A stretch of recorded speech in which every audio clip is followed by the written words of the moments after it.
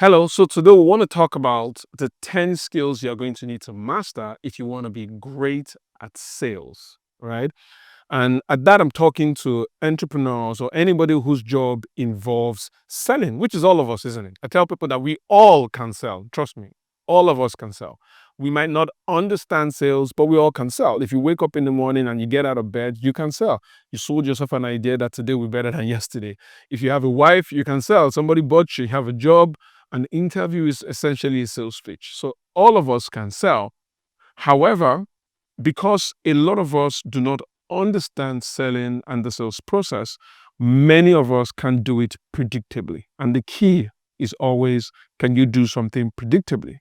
As I always say, in business, it doesn't matter what works. It really only matters what duplicates. If I can do something, if something happens, can it happen again and again and again? So I want to talk about the 10 skills you need to master. Now, each of these skills have an entire module developed around it for those that are in our community, but I'm just going to give some form of a highlight, for the sake of those of us here. One of them, or let me just list out the 10, and then we can then take each of them one after the other. The first of them is mindset. The next is building, believing your products and product knowledge. The third is who's my ideal clients. The fourth is where do I find them? Fifth is prospecting. Sixth is marketing. Seven is the concept of the law of averages. Eighth is following up and handling objections. 9 is closing. And 10 is strategic positioning, right? So let's go from the first one. The first of them is mindset. And when we talk about mindset as a tool, as a skill to be learned, I'm asking, do you have a fixed mindset or a growth mindset? There's a very good book with the same title called Mindset, written by Dr. Carol S. Dweck. And she talked about the concept of a fixed mindset and a growth mindset. So what's the difference? There are people who say to themselves, I cannot do this, or I can do this, and that's who I am, right? Those people have a fixed mindset. They believe that, when you find something, you can either do it or not do it. But those with a growth mindset accept that they can do it today, but they might be able to do it tomorrow if they commit some resources, some time, and they commit some work to it. So the growth mindset believes that everything is possible if I put in the work. The fixed mindset believes that it's either in my destiny or not. The growth mindset believes my destiny is in my hands, I can shape it. The fixed mindset believes that my destiny is written in stone, and whatever it is that I don't have is not supposed to be mine, and it will never be mine, right? So and this is very important, because in your life, there's going to be a lot of things that are not yours yet, that you have to find a way to bring into your existence, bring into your life, right? So you have to be able to figure out how to build a growth mindset, how to accept the fact that you can sell 100 million or 1 billion, 10 billion, 50 billion. And in this Nigeria, right, I've met people who have facilitated more than 2.4 billion naira worth of sales, more than $2.4 billion worth of sales, by the way, not 2.4 billion naira, right? I've met people who've done incredible amount of sales, and it all starts from the belief that they could do it. That's why Henry Ford says, if you say you can or you say you can't, you are right, because you are right for yourself. If you say you can't do something, the brain immediately shuts down. If you say you can, guess what? You start to find a way. So very, very important. You need to watch your mindset, and you need to constantly be growing, constantly grow. And how do you do that? You constantly find a way to improve what you think about yourself. Find a way to improve how you relate with other people. Find a way to improve your emotional intelligence. Find a way to improve what you believe is possible. You want to be the person that has a growth mindset, not the person that has a fixed mindset. Because if you have a fixed mindset, you're going to believe that where you are is where you always are supposed to be. And unfortunately, you may rob yourself of an entire life of awesomeness if you don't move over to the growth mindset. The second factor is believe in the product and product knowledge. Now, this is very, very, very important. Why do I, put them together? Because usually believe is a byproduct of knowledge, right? So if you're selling something, you have to honestly honestly believe that that product is, valuable and it delivers on whatever it is that it says it delivers. If it doesn't, if you don't believe in it, the possibility is that you'll be able to sell it. In fact, if you can effectively sell what you do not believe in, you have to be a completely different kind of human being, right? You have to be some form of psychopath, and have, multiple personality disorder, because sales, as Jordan Belfort says it, is a transfer of certainty, right? It means that if I meet somebody, right, I have to be, and in my sales process, I'm transferring the certainty I have with regards to the product, with regards to the process, with regards to my organization, and possibly myself, to that person, right? So if I don't have a certainty that it would work, if I don't have the belief that it will work, it will impede in my ability to sell. So what this means is you must only sell products that you believe in, right? You cannot successfully, over a period of time, sell a product that you personally believe to be false, except if you're a terrible person at that. So, and belief is a function of knowledge, right? So the knowledge that you get about the product is what strengthens your belief, but it's also what helps you communicate to other people so that it can strengthen their belief in your product also. So you must gather as much knowledge about the product, around the product, and everything that you can about how useful the product is to the consumer or to the person that is going to buy the product, right? How does it help them improve their lives? How does it help them add value to their lives? How does it help them change how they see themselves? How does it help them change what they think about the world? How does it help them? Whatever thing that the product does really well, you must know it very well, not just the features, So, if you, meet somebody and you say, oh, this car has a V8 engine, blah, blah, blah, 700 and something horsepower, all of that is great. And you must know that. But you should also know how that product impacts on the value of the person buying it, right? Someone is buying a Rolls Royce. How does that impact on their ego, right? Nobody's buying a Rolls Royce because they want a car. They're buying a Rolls Royce because they want other people to know that the Lord is good. The Lord is good in their lives, right? So that's the idea here, that you must understand the product enough to help them make a decision. But first, the impact of the knowledge should strengthen your belief, and then it would be able to strengthen the belief of other people.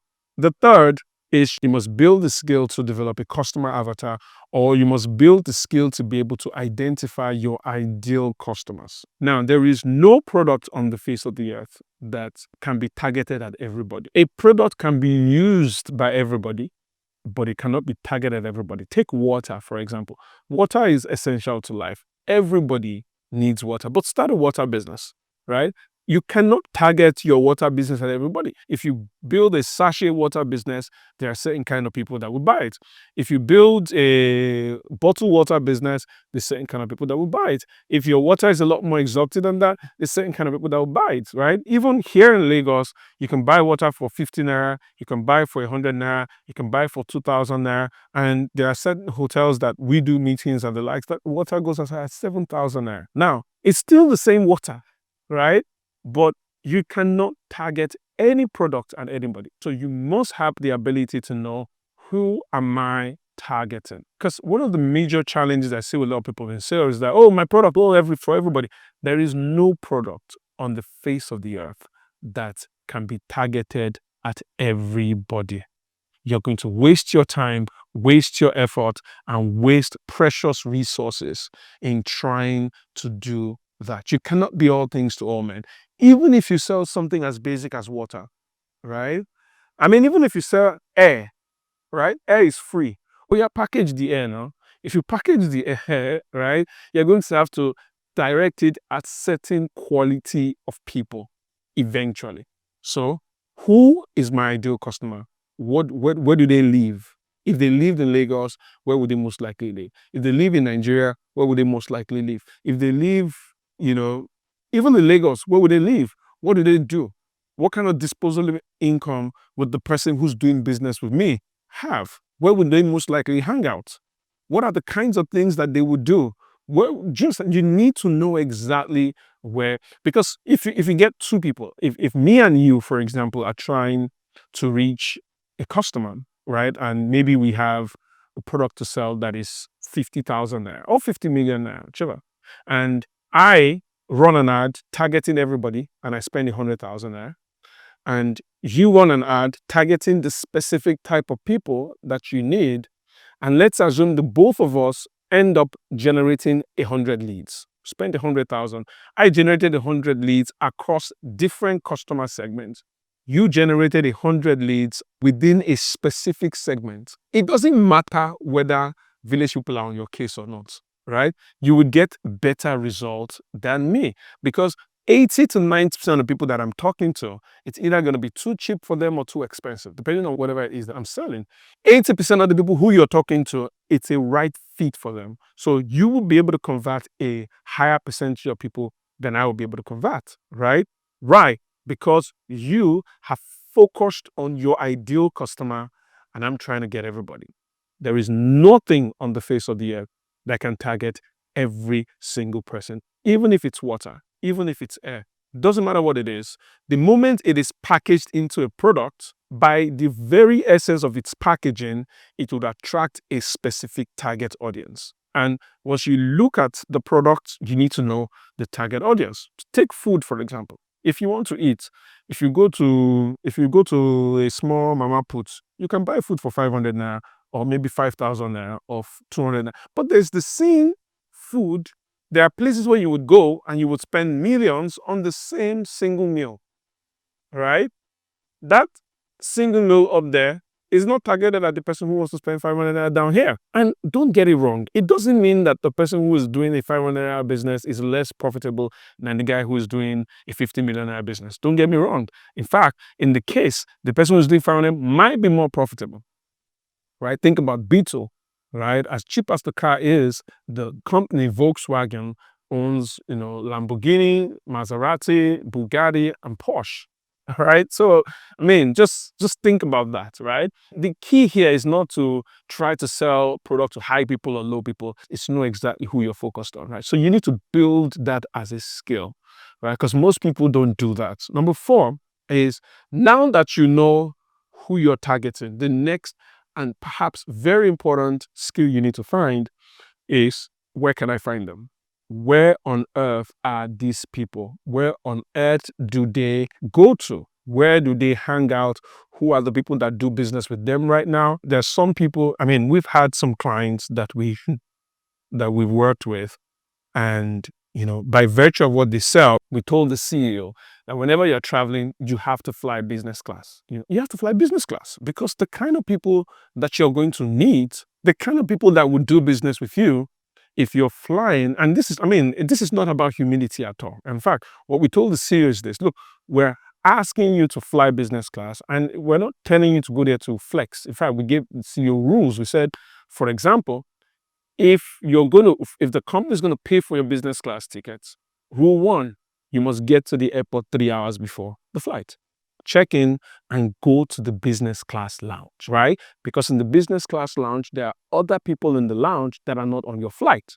So you must go there, you must make friends, and the proof that you have made friends in that place is 2 pictures with 2 new friends posted in the company's group, so that the account person can keep it as a proof. The second thing we said is, you enter the business class, you're in the flight, do not sleep. It's community money that put you on that plane. Make sure that when you are in that flight, you talk to a couple of people, make friends, be friendly with somebody, find a way to be able to connect with 1 or 2 persons in the course of the flight, especially if it's a long flight, right? Proof of that is 1 nice picture, right? Third, once you get out of the plane, don't be in a hurry to get out of the airport. If the airport has, and as they do in some countries, if they have a specific business class, area to go through immigration, where you sit down and you're giving drinks and sit down there and meet a couple of people. And that approach has been very, very useful for some of our clients, right? So the key here is, you need to know where to find the people. Some of you, the people you're looking for, they're in the clubs. right? So when you go to club, you're not just going to, do any, don't, you're just going to be drinking everything that you see. You need your eye to be clear so that he can do this test, right? Right? Some of you, they're in the church, right? So when you go to church, I mean, worship God, lift up holy hands, be very fine, but after service, meet people, right? For some of us, they're in, fancy restaurants, they're in nice hotels. Some of us need to go to certain places and eat lunch, Sunday brunch in specific places. But whatever the key is, you need, and I already talked about this in some of my earlier videos here. So if you go through it, you'll probably find them, but you need to know, where can I find them, right? How do I target them? Number 5 is prospecting. Now, what is prospecting? Prospecting is the act of getting the ideal customer to see what your business is about, right?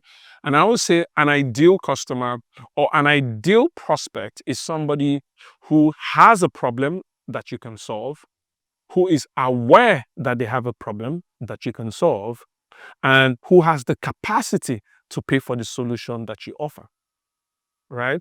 Because if somebody doesn't have a problem that you can solve, you're not used to them.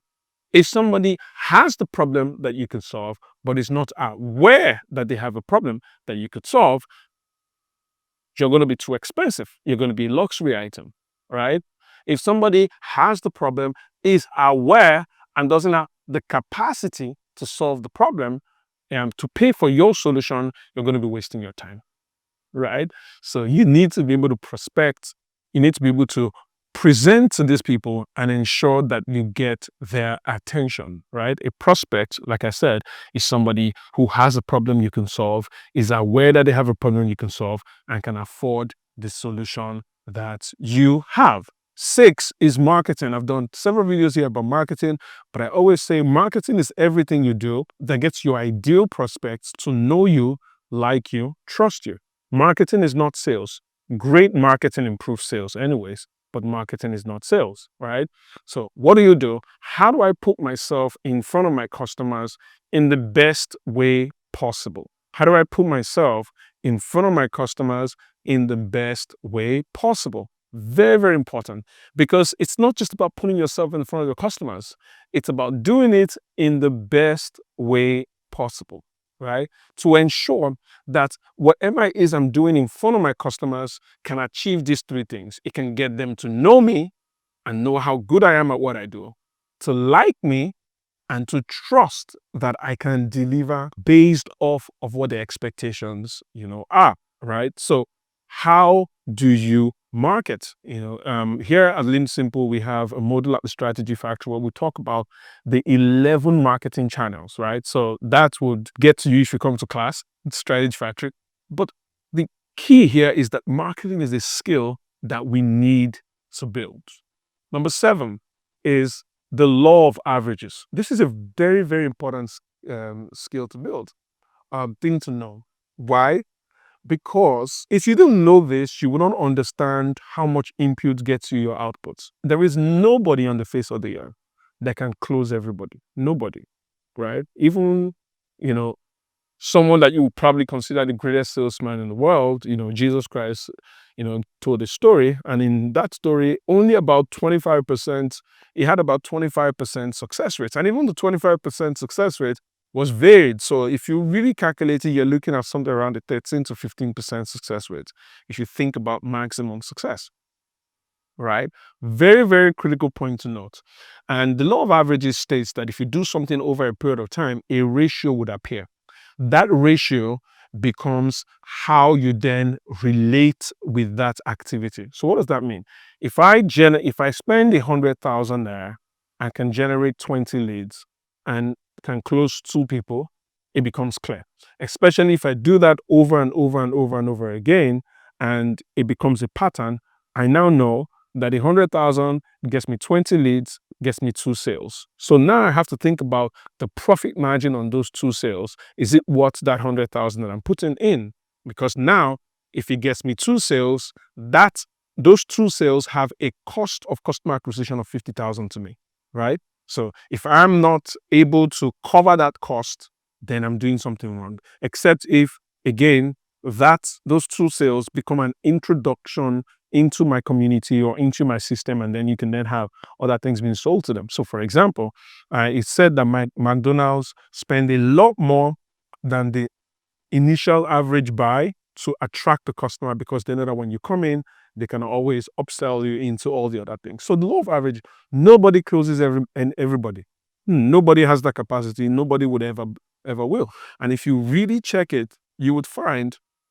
But I think the most powerful thing about the law of averages is that it helps our expectation management, right? Because without the law of averages, every unconcluded transaction can be frustrating. But if I know, for example, that I spend 100,000, I get 20 leads, I get 2 sales, I'm not going to be discouraged by the 18 other people that didn't buy, because I know that the 18 other people is just the process of me trying to find those 2 people that would buy. So and this is very critical for people in sales, for businesses alike, because what destroys the salesperson is the emotional roller coaster that comes from, oh, I'm going to buy, but they don't buy. I mean, you probably have heard this before. I'm in the bank, I'm transferring the money right now, and then the person hasn't picked your call for 6 months. Maybe he was kidnapped in the bank. But the point here is that if you understand the law of averages, conversations like that would lose their ability to knock you off your game, right? People, honestly speaking, people don't always say the truth. Oftentimes, they tell you that they are going to buy, and sometimes they were honestly really wanting to buy, but life happened, right? Meaning they dropped the call from you, somebody called from the village and said somebody has broken their leg. Now your money has to go to that cause, right? So the idea here is to ensure that you understand from use, from doing it over and over again, you understand exactly what converts to what. You understand your conversion ratios, right? And it's okay if your conversion ratio is 1 out of 100. It's okay if it's 1 out of 1,000. It's okay if it's 1 out of 10. It's okay. In fact, let me tell you the truth. It is better to ensure that you rely on the law of averages than to hope that you'll get better. Let me take that again. It is better to ensure that you rely on the law of averages than to hope that you get better. What does that mean? It means that if I go through my sales process and I realize that I close 2 out of every 100, it is better for me to plan my entire life based off that fact than to hope that I can move that to 5 out of every 100. Because if I'm thinking about moving that to 5 out of every 100, I could get frustrated. But if I say, okay, I'm going to get 2 out of every 100, and so I'm going to design my entire process that way, I might be lucky, I might be excited by getting better results, but at least I know that I would not be disappointed because I would get the right results for my law of averages, right? And law of averages rarely change, honestly, no matter how good you are. Go and talk to everybody who you think is really, really good, who you think closes everybody. Sit them down and let them be very honest with you. They'll tell you that they have gotten more rejections, more no's, more I'm coming, more I will send money than the people who actually send it, right? So very, very important. A is following up and handling objections. This is the truth. When somebody has an objection, it's a good thing. And it's a good thing because at least they have considered the buy, and then they are now questioning whether it's a valid decision. So it means that there's already a conversation going on in somebody's head, right? When somebody says, oh, I don't like this, or I'd like you to answer this, or there's already a consideration happening. So the question is, always appreciate that comment and never assume that the customer doesn't know what they are doing. In fact, one of the most powerful things I learned about following up and handling objections from a guy called Eric Warren. And he talks about something called the feel, felt, found approach, right? He says, when you hear somebody gives you, whatever objection, you say, oh, I know how you feel. I felt the same way, but here's what I found, right? I know how you feel validates. I felt the same way empathizes.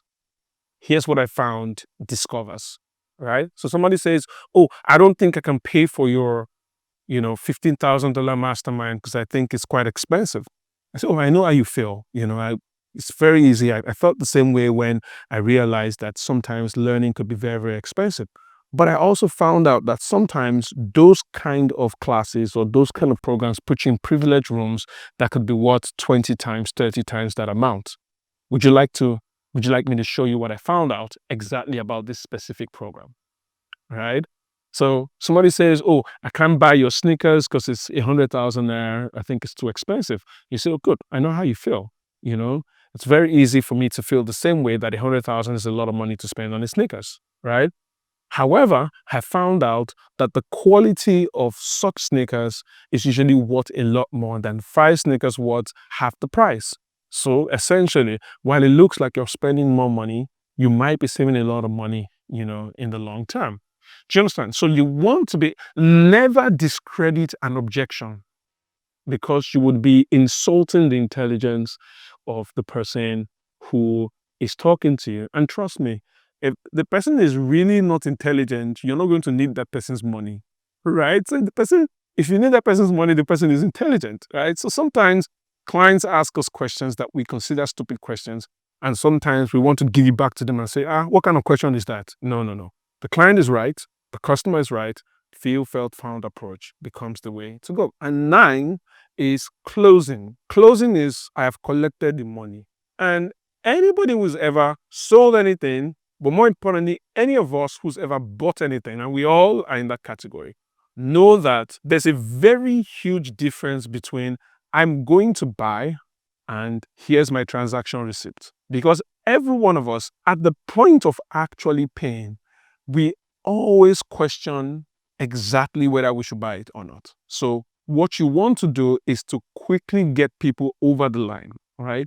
Brian Tracy wrote a very, very good book on the psychology of selling. And one of the things he talked about is sort of like the assumptive close technique, where he talks about the fact that you want to take the client beyond the sale and start having conversation with them as though they have bought, so that they can start to think about the benefits. So it could be like, oh, okay, now that, we know you're going to pay, but post the class, this is what we're going to be talking about. Or post, when you buy the car, this is what we're going to be doing. Or, you want to move people past. The biggest disservice that you can make is to say to somebody, okay, now that you want to buy, just go home and think about it. Nobody goes home to think about anything, right?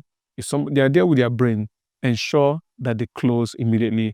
But again, knowing that you can't close every single person, right? I can't say much more about closing because I don't have that much time. But more importantly, we have it inside our community, so you need to come in. And lastly, is strategic positioning. So what is strategic positioning? It's the way of designing your brand image, designing yourself in such a way that clients now, you put yourself in a position where the client is now looking for you, right? Where the client convinces themselves that they need your service and then they now want to come to you, right? And so I think about strategic positioning this way. If you think about two apex predators in the jungle, the lion and the crocodile, most people want to be the lion because, the lion is strong, is the king of the jungle, blah.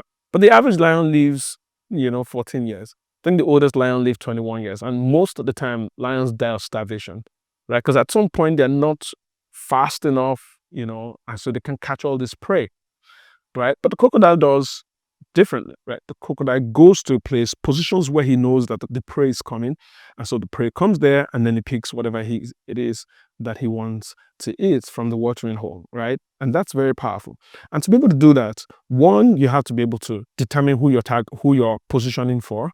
The second, you have to be able to position yourself as an expert, right? Salespeople are not regarded as powerful as experts, which is the reason why people don't price doctors. When you sit down with the doctor spends half the time educating you about the problem that you have.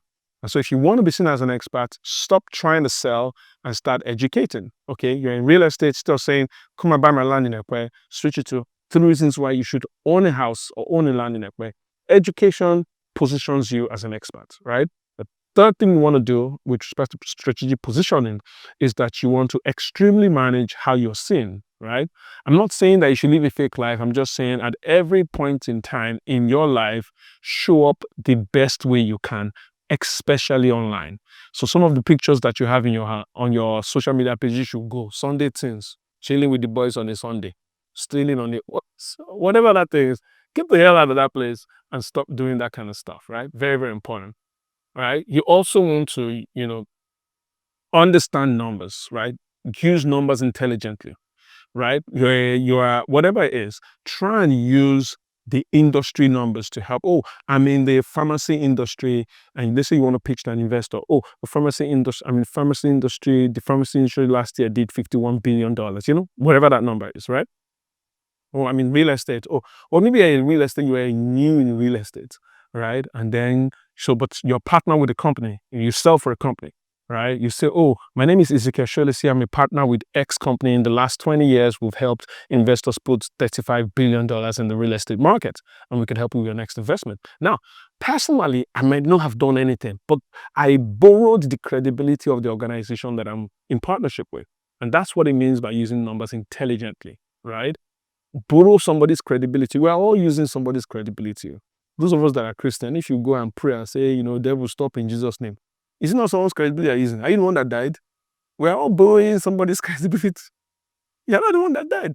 You're not the one that saved somebody, but you're borrowing someone's credibility, right? So we're all borrowing credibility. So borrow it. The only difference is that there must be a relationship between you and the person's credibility that you're borrowing. Because if I go and borrow president's credibility and I don't know him, he doesn't know me, like some people in the Bible went to go and borrow credibility, and say, oh, come out in the name of Paul, Jesus Christ that Paul preaches, and he doesn't know the Jesus Christ. There was him, man. There was that. The Bible says that those people were beaten black and blue and thrown out of place. So you can borrow credibility, but know who you're borrowing and let the person know you too, right?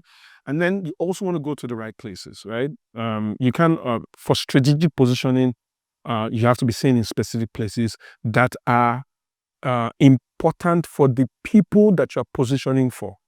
Now, this doesn't mean that you have to be in Aso Rock or you have to be, it's only important for the people that you're positioning for. There's a particular lady who runs $1 billion business, right? She bootstrapped it, but her product, was the kind of product that everyday people, use. And so because everyday people used it, guess what? She flew economy. She was a billionaire flying economy. In fact, she only started flying private jets when she sold the company to an investment firm.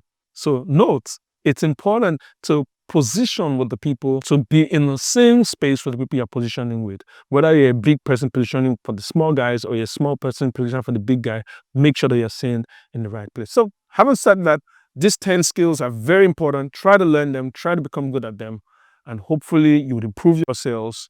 And I trust that, you would, I think there's a link around here where you could get emails from us, get access to our podcast, and most likely be a part of our next Strategy Factory workshop.